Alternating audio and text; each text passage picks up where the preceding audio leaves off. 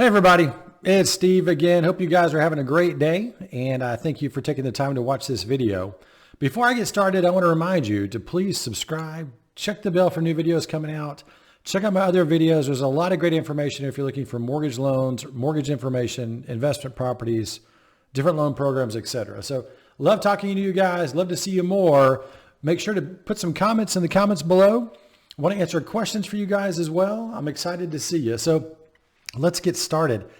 How do you choose a loan officer to do mortgage loans with? I tell you what, guys, honestly, it's a difficult thing to do, right? Especially if you're not in the business, you don't know the ins and outs and the tricks of the trade and what to really look for. So I'm going to give you the basic ways to determine whether or not you're picking a good loan officer.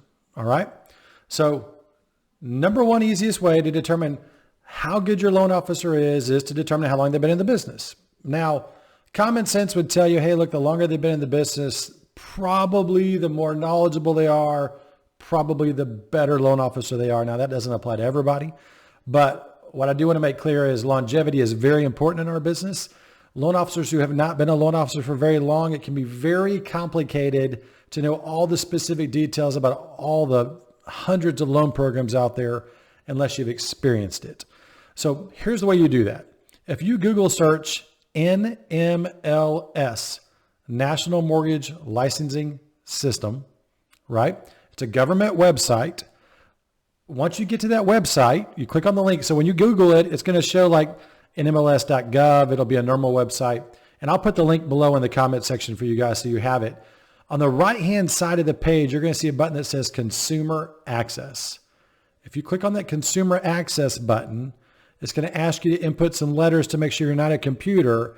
And then you can plug in any loan officer's NMLS number into that system. So that number is attached to the loan officer from the day they got their loan officer license. And a loan officer is required to provide a 10-year work history of what they've done for the last 10 years. Now, most loan officers don't want you to know this information because you may be working with a loan officer who just became a loan officer and prior to that was selling furniture. You know, that's up to you on who you want to work with, but I'm a big fan of doing research on the people that I work with to make sure that they know what they're talking about. They have the knowledge and the skill to get a job done. Remember, you're buying the most important thing or most expensive thing you've probably ever bought in your life. You want to work with somebody who knows all the different program options and can coach you through what programs are best going to fit your needs. So the NMLS registry is going to give you that 10-year history on that individual loan officer. Super important. Check that out first. Okay. You've done that. Loan officers got a great experience. They've been a loan officer for a long time. What's the second thing you want to do? Man, Google reviews and reviews are super important. Just because somebody's been a loan officer for 15 years doesn't mean they're a really good one.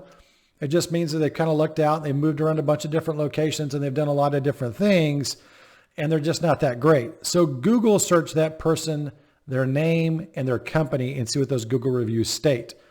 Look for Google reviews that aren't 5-star. You and I both know you can buy Google reviews. You can buy Yelp reviews. You can buy all these other reviews. So look for the ones that aren't great and see what the results are. You know, did they do what they say they were going to be doing? Did they fix the problem? Did they take care of the client? If you see a loan officer with a lot of poor reviews, may not be the best choice, right? You may want to look for a loan officer who has better information and can make sure that they take care of you as a client a little bit better. Number 3, the company that you're choosing to work with a loan officer is a big deal. And let me explain why. When you're working with some of the very large companies out there, many sellers get uncomfortable because some of those larger companies don't always close on time or communicate very well. I'm not going to name any names here. You guys can figure that out for your own, but you want to use a local lender if at all possible, or you want to use somebody that you've used in the past, has been referred to you, or you've done enough research on them to make sure that they're legitimate and they know what they're doing. So that way, when you're making the offer, your offer gets accepted. So I've bought and sold a lot of properties. I always ask for a pre-qualification letter from the lender that the buyer who's buying my property is using. I personally go in and check their NMLS number to see how long they've been a loan officer and to see what company they're with and what the reviews look like, because myself as a seller, I want to make sure that I'm actually committing to sell my property to somebody who's probably going to get it closed.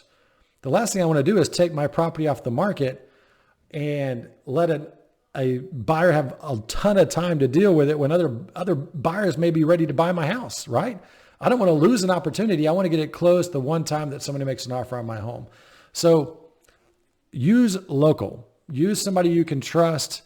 I do business all over the state of Texas, so I may not be local in El Paso as an example, but if you do any research on me or do any background check on me, you know that I've got the experience and the processes and the systems in place to make sure that I get the job done every time. The other thing that you need to think about is if you have a loan officer who's out of state, there's a lot of online companies out there who I'm using my quotation marks, who promise really good rates, and they're in other states and they're online. Well, number one, there are adjusters for every state that you're in. So they may not know laws of the state that you're in. So for example, if they're in Minnesota and they're trying to do a loan for you in Texas, Texas has very specific mortgage lending laws. And if that loan officer doesn't know it, guess what? What they just promised to give you is no longer going to be viable. From a loan officer perspective, I can tell you that if a loan officer makes an error, they're not going to say, hey, I screwed up. They're going to tell you, you know what, I'm so sorry the program doesn't exist anymore, or my company no longer offers that product. Whatever it happens to be, they're not going to claim responsibility. So be prepared for that. Do your research in advance to make sure that you're choosing somebody who's going to be honest with you, straightforward with you, and can coach you in the right direction. I'm going to give you one extra thing to really think about here. If you have an agent, which you should, see me shaking my head, if you've got a realtor that you're working with and you want a realtor because they're there to help you, listen to who they're referring you to. Okay? They're not going to refer you to somebody who does a terrible job because their reputation depends on it, right? They're going to refer you to somebody they trust, they have done business with before, they know does a great job for their clients because they're staking their reputation on it. Otherwise, they wouldn't refer you anybody. Okay, let's be real. I wouldn't refer somebody that was going to do a terrible job for my clients. And I know you guys wouldn't either. That would be awful, right? You're just setting yourself up for failure. So pay attention to who they refer you to. This is the most important thing you can listen to right now. Listen to your agent. Listen to who they're referring you to. Give them a shot. Unless you just had that superstar loan officer, which I hope you're using me, guys, certainly, that you're working with already. And anyway, it can be a very complicated thing choosing the right loan officer. If you do these steps we just discussed, chances are you're going to be in great shape. You're going to be working with a great individual, a great expert in the business. I would love to earn your business as well. Give me a shot. My phone number is below in this video and reach out to me. Love to visit with you guys. I'm a real person. I'm a real boy, right? Love to visit with you guys, have a conversation about your specific needs. I'm licensed anywhere in the state of Texas. So from El Paso to East Texas and north and south, anywhere that you are, I'd love to help you out. Thanks again, guys. Hope you have a great day, and I hope you guys find that right loan officer real soon. Talk to you later. Bye.